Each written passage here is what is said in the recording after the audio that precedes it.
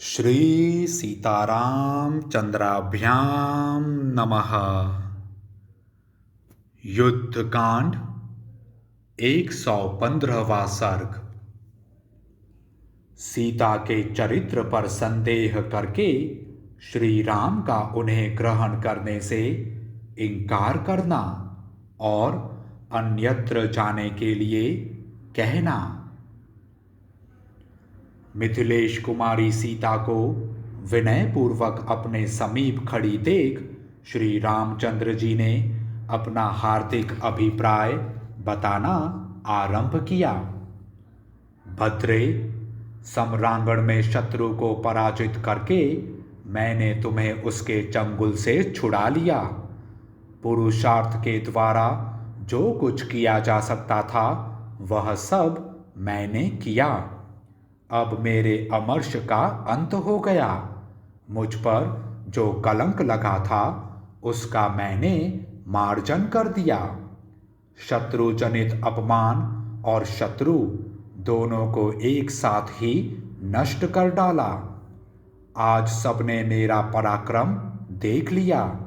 अब मेरा परिश्रम सफल हो गया और इस समय प्रतिज्ञा पूर्ण करके मैं उसके भार से मुक्त एवं स्वतंत्र हो गया। जब तुम आश्रम में अकेली थी उस समय वह चंचल चित्त वाला राक्षस तुम्हें हर ले गया। यह दोष मेरे ऊपर दैववश प्राप्त हुआ था, जिसका मैंने मानव साध्य पुरुषार्थ के द्वारा मार्जन कर दिया। जो पुरुष प्राप्त हुए अपमान का अपने तेज या बल से मार्जन नहीं कर देता है, उस मंद बुद्धि मानव के महान पुरुषार्थ से भी क्या लाभ हुआ। हनुमान ने जो समुद्र को लांघा और लंका का विध्वंस किया, उनका वह प्रशंसनीय कर्म आज सफल हो गया। सेना सहित सुग्रीव ने युद्ध में पराक्रम दिखाया तथा समय समय पर ये मुझे हितकर सलाह देते रहे हैं। इनका परिश्रम भी अब सार्थक हो गया। ये विभीषण दुर्गुणों से भरे हुए अपने भाई का परित्याग करके स्वयं ही मेरे पास उपस्थित हुए थे।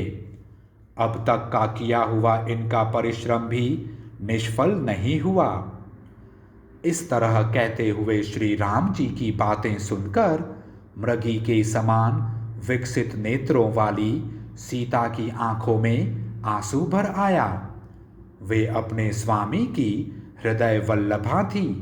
उनके प्राण वल्लभ उन्हें अपने समीप देख रहे थे, परंतु लोकापवाद के भय से राजा श्री राम का हृदय उस समय विदीर्ण हो रहा था।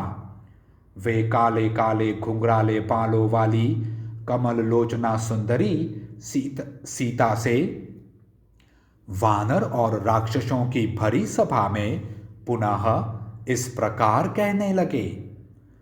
अपने तिरस्कार का बदला चुकाने के लिए मनुष्य का जो कर्तव्य है वह सब मैंने अपनी मान रक्षा की अभिलाषा से रावण का वध करके पूर्ण किया। जैसे तपस्या से भावित अंतःकरण वाले अथवा तपस्या पूर्वक परमात्म स्वरूप का चिंतन करने वाले महर्षि अगस्त्य ने वातापी और इलवल के भय से जीव जगत के लिए दुर्गम हुई दक्षिण दिशा को जीता था, उसी प्रकार मैंने रावण के वश में पड़ी हुई तुमको जीता है। तुम्हारा कल्याण हो। तुम्हें मालूम होना चाहिए कि मैंने जो यह युद्ध का परिश्रम उठाया है तथा इन मित्रों के पराक्रम से जो इसमें विजय पाई है, यह सब तुम्हें पाने के लिए नहीं किया गया है। सदाचार की रक्षा, सब और फैले हुए अपवाद का निवारण तथा अपने सुविख्यात वंश पर लगे हुए कलंक का परिमार्जन करने के लिए ही यह सब मैंने किया है। तुम्हारे चरित्र में संदेह का अवसर उपस्थित है, फिर भी तुम मेरे सामने खड़ी हो। जैसे आँख के रोगी को दीपक की ज्योति नहीं सुहाती, उसी प्रकार आज तुम मुझे अत्यंत अप्रिय जान पड़ती हो। अतः जनक कुमारी, तुम्हारी जहाँ इच्छा हो चली जाओ, मैं अपनी ओर से तुम्हें अनुमति देता हूँ। भद्रे, ये 10 दिशाएं तुम्हारे लिए खुली हैं। अब तुमसे मेरा कोई प्रयोजन नहीं है। कौन ऐसा कुलीन पुरुष होगा जो तेजस्वी होकर भी दूसरे के घर में रही हुई स्त्री को केवल इस लोभ से कि यह मेरे साथ बहुत दिनों तक रहकर सौहार्द स्थापित कर चुकी है, मन से भी ग्रहण कर सकेगा? रावण तुम्हें अपनी गोद में उठाकर ले गया और तुम पर अपनी दूषित दृष्टि डाल चुका है। ऐसी दशा में अपने कुल को महान बताता हुआ मैं फिर तुम्हें कैसे ग्रहण कर सकता हूँ? अतः जिस उद्देश्य से मैंने तुम्हें जीता था वह सिद्ध हो गया। मेरे कुल के कलंक का मार्जन हो गया। अब मेरी तुम्हारे प्रति ममता या आसक्ति नहीं है। अतः तुम जहाँ जाना चाहो जा सकती हो। भद्रे, मेरा यह निश्चित विचार है। इसके अनुसार ही आज मैंने तुम्हारे सामने ये बातें कही हैं। तुम चाहो तो भरत या लक्ष्मण के संरक्षण में सुखपूर्वक रहने का विचार कर सकती हो।